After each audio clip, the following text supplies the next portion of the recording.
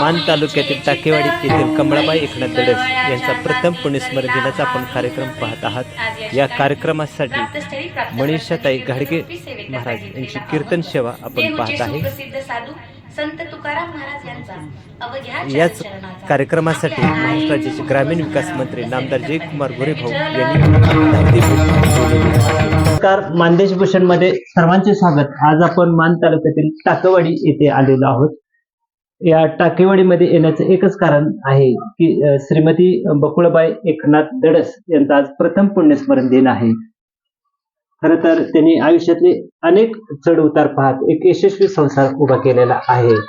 एक आदर्श माता म्हणून त्यांचा आज नावलौकिक आहे। त्यांचे चिरंजीव रामदास एकनाथ दडस आहेत।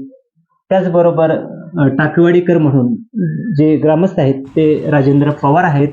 खरं तर महाराष्ट्र राज्याचे ग्रामीण विकास मंत्री यांनी रामदास दडस यांच्या आईच्या प्रथम पुण्यस्मरण दिनास हजेरी लावलेली आहे।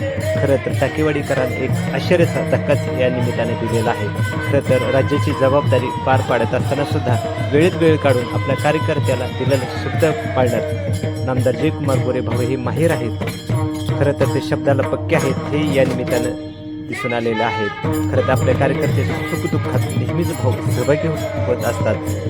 आज रामदास दडस यांच्या आईच्या प्रथम पुण्यस्मरण दिनास हजेरी लावलेली आहे आणि वेळेत वेळ काढून त्यांनी या कार्यक्रमासाठी उपस्थिती लावली ही खरं तर सर्वांना एक प्रेरणादायक आणि आनंददायक गोष्ट ठरलेली आहे।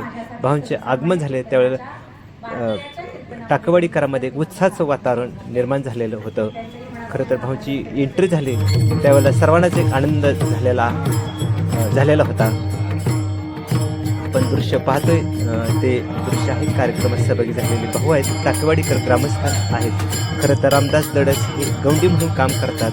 गौंडी गावची सोसायटी चेअरमन आणि सरपंच असा त्यांचा प्रवास झालेला आहे। आपल्या या कार्यकर्त्याच्या या कार्यक्रमाला भाऊने हजेरी लावलेली आहे। आपण दृश्य पाहतोय ते कार्यक्रमाचं आहे। खरं तर आज मानदेश भूषणशी दोघे बोलणार आहेत। त्यांचे चिरंजीव सर्वप्रथम आपल्या मानदेश भूषणशी बोलणार आहेत की आज प्रथम पुण्यस्मरण तुमच्या आईचं आहे, काय सांगताल?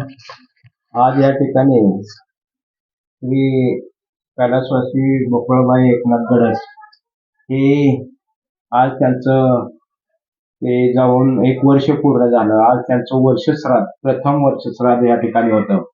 आणि खरं तर सांगायचं म्हटलं आम्ही इतकं गरीब कुटुंबाचे व्यक्ती आहे, आमच्या आईने ही गरिबी इतकी बघितली की ती सांगणे इतकं थोडं आहे। तर आज त्यांच्या प्रथम पुण्यस्मरणाला आपल्या महाराष्ट्र राज्याचे ग्रामविकास मंत्री माननीय जयकुमार गोरेभाऊ हे आज त्यांच्या वर्षश्राद्धानिमित्त या ठिकाणी ते आलेले होते। खरं तर आमचं या गरीब कुटुंबाचं भाग्य आहे, आज मंत्री आमच्या आईच्या वर्षश्राद्धानिमित्त येतात म्हणजे आमचं खरं तर भाग्य आहे। आणि खरं ते त्यांचं उपकार कधीही विसरू शकत नाही आम्ही। तर या ठिकाणी एकच मला सांगायचंय की जयकुमार गोरेभाऊ हे सर्वसामान्य एक गौंडी काम करणाऱ्या कुटुंबातल्या व्यक्तीसाठी आज मसवड सारखे इलेक्शन असताना देखील ते आज वेळात वेळ काढून या ठिकाणी आमच्या आईच्या वर्षश्राद्धानिमित्त आलेत। खरं तर त्यांचं धन्य धन्य ऋण आहे मी। या ठिकाणी मला एकच सांगायचंय की आमच्या आईने जी गरिबी ऊस तोडा ह्या आमच्या गावात माझा जन्म झाला होता। जन्म झाल्यानंतर आमच्या आईने मला खाली 2ऱ्या महिन्यात मला सांगवी, शिरवली, बारामती तालुक्यात मला ऊस तोडण्यासाठी आमचे आई वडील गेले आणि तिथं मला पाठीत घालून, ज्यावेळेस कृष्णाला जसं पाठीत घालून नेतात तसं मला पाठीत घालून सांगवी या ठिकाणी नेलं होतं, शिरवली या ठिकाणी। तर त्या ठिकाणचं इतकी वाईट परिस्थिती होती की ती परिस्थिती बघून आमचे वडील इकडं गावी असायचे, आमचे बंधू, माझा थोरला भाऊ तिकडं सांगवी शिरवलीला असायचा बारामती तालुक्यात। तर त्यांना शुगरचा त्रास 10वीत असताना झाला आणि ते 10वीत असताना बारामती या ठिकाणी ऍडमिट होते आमचे बंधू। आणि आमचे वडील इकडं दुर्दैवी असं की ते पाऊस होता, पावसात खोरं घेऊन रानात निघाले होते आणि ते पडले असे खोऱ्याच्या तुंब्यावर पडले आणि त्यांचा एक पाय फ्रॅक्चर झाला। तर आमची आईचं खरं उपकार, इतकं उपकार की आई सकाळी पहाटे 5 वाजता उठून स्वयंपाक करून ती बारामती या ठिकाणी आमच्या भावाचा डबा घेऊन जायचे चालत. त्यावेळेस एसटी वगैरे होती, पण पैसा गरिबी सगळ्यात वाईट असते. तर ते मी स्वतः बघितलेलं आहे. मग मी शाळेत इयत्ता 6वीत असताना, मी शेतकऱ्यांचं ते ऊसाचं कट भरायला उक्त घ्यायचो. तर ती कष्ट करून मी 4 रुपये मिळायचं आणि ते मी आईला द्यायचो. आईला त्यावेळेस खाली 3 रुपये हजेरी असायची. तर मला त्यावेळेस 7वीत असताना मला काही काम होत नव्हतं. तर आईने माझी पात धरायची आणि दोघांची पाती धरायच्या आणि मालकाला दावायची की ही दोन्ही पाता आम्ही करतोय. मग मला 3 रुपये आणि आमच्या आईला 3 रुपये, असं 6 रुपये मिळाले. तर आमचे एक जोडीदार तिथले मदने म्हणून होते, शामराव मदने. ते म्हणला, अरे रामदास म्हणला, इतकं बाईच्या रोजात काम करतोय 3 रुपये हजेरीत, चल तुला मी 10 रुपये हजेरी देतो. तर मी 10 रुपये हजेरीत गवंडी कामे करण्यासाठी गेलो. तर ती गवंडी काम करत असताना मग मला 4 रुपये मिळायला लागले. मग आईच्या कष्टाला मी हातभार लावायचो आणि नंतर मग मी गवंडी झालो आणि गवंडी होऊन सातारा या ठिकाणी गेलो.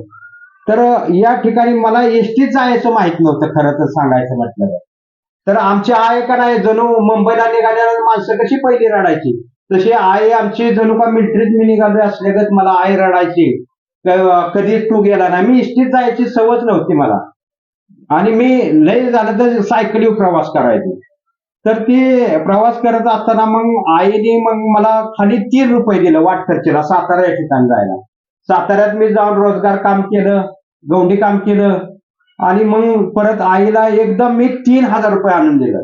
3,000 रुपये आणून दिल्यानं आईचं इतकं मोठं काळजी झालं की जणू मला तिने असं मिठीत धरलं की बस माझं उपकार फिटलं, अशा शब्दात आमच्या आईने बोलून माझं कौतुक केलं. तर खरं तर या आईचं उपकार जेवढं सांगावं एवढं थोडंच आहे. आईचं या ठिकाणी आई गेल्यानंतर मी एक संकल्प केलाय की आईचं नावासाठी जोपर्यंत मी हयात आहे तोपर्यंत आईचं नावासाठी मी एक संकल्प केलाय. गोंदालेकर महाराजांची एक माळ आणली, जपमाळ, आणि ती आईच्या रूपात मला ती समोर दिसते आणि ते आईच्या रूपात ते गोंदालेकर जपमाळ मी रोज करतोय.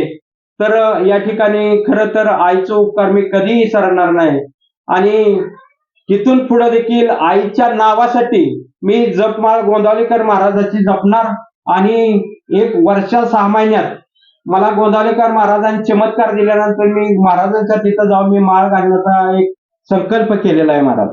तर या ठिकाणी या आजच्या खरं या दुःखाच्या कार्यक्रमात माननीय जयकुमार गोरेभाऊ आम्हाला या ठिकाणी इतका मोठा माझं मन झालं की मला असं वाटतं की मला आतापर्यंत 2 अटॅक आलं, आता 3रा अटॅक डॉक्टरने सांगितलं होता तुम्हाला येईल बी नाही बी येईल. तर मला ते वाटतंय की माझं मी आज इतका आनंदी झालोय की आमच्या या आईच्या दुःखाच्या कार्यक्रमात माननीय जयकुमार गोरेभाऊ मंत्री असताना वेळात वेळ काढून या ठिकाणी आले. तर खरं तर त्यांचं मी ऋणी आहे. खरं तर अनेक आठवणी आईच्या सांगण्यासारख्या असतात, पण त्याच्यातला तुम्ही मगाशी खरं तर डोळ्याला सगळ्याचेच पाणी आणलं की 3,000 रुपये आईचे आणून ठेवलं कसं ते. खरं तर काही संकल्प केलेले आहेत. खरं तर दुर्मिळ माणसं असतात की असे संकल्प करणारे. प्रथम पुण्यस्मरण दिनानिमित्त नक्कीच तुमचे संकल्प आई डोळ्यासमोर पुढे आहे, त्याच्यामुळे त्यांच्या आशीर्वादानं हे संकल्प पूर्ण होतील. आपल्या सोबत आहेत ते टाकवाडीचे ग्रामस्थ आहेत, राजेंद्र पवार आहेत. दादा, एक तुम्ही ग्रामस्थ म्हणून आज हे रामदास भाऊंचं कुटुंब आहे ते तुम्ही जवळून बघितलेलं आहे, काय सांगताल या निमित्तानं? आज प्रथम पुण्यस्मरण दिन आहे. नमस्कार. मी सर्वप्रथम गोकुळा मावशीच्या आजच्या स्मृती दिनानिमित्त प्रथम पुण्यस्मरणानिमित्त तिच्या चरणावरती नतमस्तक होतो आणि कैलासवासी एकनाथ धडस यांचे कुटुंबाशी आमच्या आणि गेल्या 2-3 पिढ्यापासूनचे खूप जवळचे संबंध आहेत आणि वडिलांच्या संबंधाचेच पुढं आम्ही रीत चालवत आम्ही भाऊंच्या खांद्याला खांदा लावून आजपर्यंत आम्ही आमचं दैनंदिन जीवन चालवत असताना मी जवळून भाऊंला पाहिलं की ज्या माऊलीनं ज्या मावशीनं भाऊंच्यावरती संस्कार केले, एवढं अल्पसं शिक्षण असताना, त्याचबरोबर कुठलीही विद्वत्ता गुणवत्ता नसताना एक गवंडी काम करणाऱ्या माणसाच्या हातून आम्ही शिक्षणप्रेमी म्हणून हायस्कूलच्या मराठी शाळेच्या अडीअडचणी असतील, गावाचं सरपंच पद असेल, चेअरमन पद असेल, तंटामुक्तीसारखा विषय असेल किंवा त्याच्या व्यतिरिक्त आध्यात्मिक व्यासामध्ये जर पाहिलं तर आम्ही आषाढी वारीला टाकेवाडीमध्ये प्रति पंढरपूर त्यांनी हिरिरीनं माझ्या पाठीशी उभं राहून एवढा मोठा त्या रोपाचा वटवृक्ष बनवला की ज्याच्या हजारोच्या संख्येनं त्या दिंडीचं वैभव वाढलं गेलं. असं सर्व गुण संपन्न असं गोड व्यक्तिमत्व ज्या बकुळा मावशीच्या उदरी जन्माला आलं आणि त्यांनी ज्या ज्या वेळी ज्या ज्या ठिकाणी सामाजिक सेवेचं अधिक आध्यात्मिक बाबीचं जिथं जिथं त्यांची गरज पडली त्या त्यावेळी ते अगदी समर्थपणे गावाच्या आणि सगळ्यांच्या अगदी घरगुती जरी कुणाचं भांडण तांटा असेल तरी ते हिरिरीनं तिथं जातात, मिटवतात, त्यांची समजूत काढतात. कधी वेळ पडली तर 2 पाऊल मागे घेतात, कधी वेळ पडली तर 2 पाऊल आक्रमण करतात. अशा स्वरूपाचं सर्वगुण संपन्न असं व्यक्तिमत्व हे त्या माऊलीच्या उदरी जन्माला आलं. आणि वास्तविक सांगायचं म्हटलं तर आमच्या टाकेवाडी गावासाठी हे एक भूषण आहे. ही अशी माणसं असल्यानंतर गावामध्ये एक जे काय कारभार चालतो तो सुरळीत चालतो आणि त्याच्यासाठी भाऊंची यापुढेही अशीच गरज.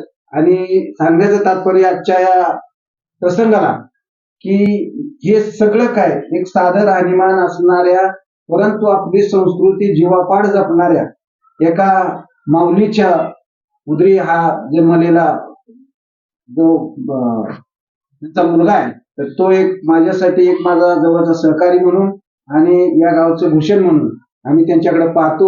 आणि निवळ एका सामान्य माणसाच्या शब्दाखातर जर राज्याचे मंत्री जयकुमार गोरेभाऊ जर येत असतील तर तेवढ्यावरून तुमच्या आमच्या लक्षात येत आहे की त्या माणसाने आयुष्यात कमवलं काय याचं आपल्याला मोजमाप या ठिकाणी होतंय. तर मी पुन्हा एकदा या ठिकाणी बकुळा मावशीच्या चरणी नतमस्तक होतो आणि ईश्वराला अशी प्रार्थना करतो की त्या माय माऊलीला चिर शांती लाभो. पांडुरंगाच्या चरणी प्रार्थना करतो. धन्यवाद. धन्यवाद दादा. खरं तर आयुष्यात काय कमवलं हे महत्वाचं असतं. आज महाराष्ट्र राज्याचे ग्रामीण विकास मंत्री आमदार जयकुमार गोरेभाऊ यांनी एका गवंडी काम करणाऱ्या पण गवंडी काम करत असताना वेगवेगळे पद म्हणजे चेअरमन म्हणा, सरपंच म्हणा, अशी काम करत असताना एक गोरेभाऊंशी एक जोडलेलं नातं आज किती घट्ट आहे हे आईच्या वर्षश्राद्धाच्या निमित्तानं सिद्ध झालेलं आहे. खरं तर भाऊ एक सामान्य कार्यकर्त्याच्या पण घरी किंवा कार्यक्रमात जातात हे भाऊने यावेळेला सिद्ध केलेलं आहे.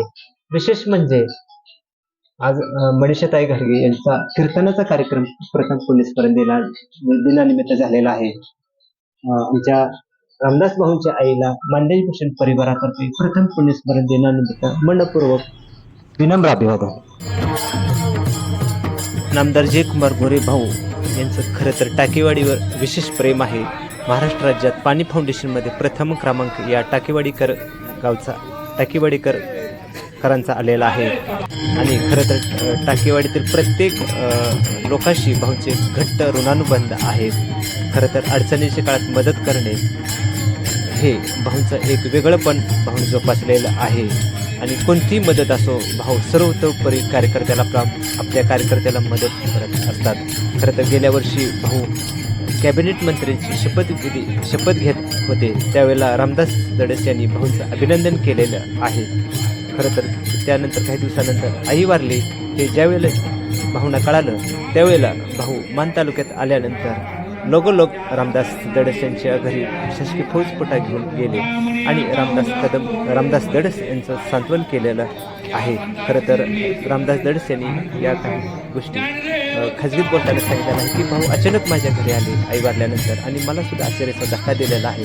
खरं तर भाऊ कार्यकर्त्यात प्रेम करतात, मदत करत असताना कोणत्याही क्षणी मदतीसाठी धावून जात असतात. खरं तर सुखदुःखात सहभागी होणारे हे आमचे भाऊ आहेत, अशी एक ओळख आमची आहे. भाऊ शब्दाला पक्के जागणारे आहेत. शब्द दिला तर भाऊ शब्द पाळतात, हे आज या टाकेवाडीकरांना जाणवलेलं आहे. खरं तर एका सामान्य कार्यकर्त्याच्या आईच्या वर्ष श्रद्धाला त्याला जाणून एक शब्द दिलेला आहे.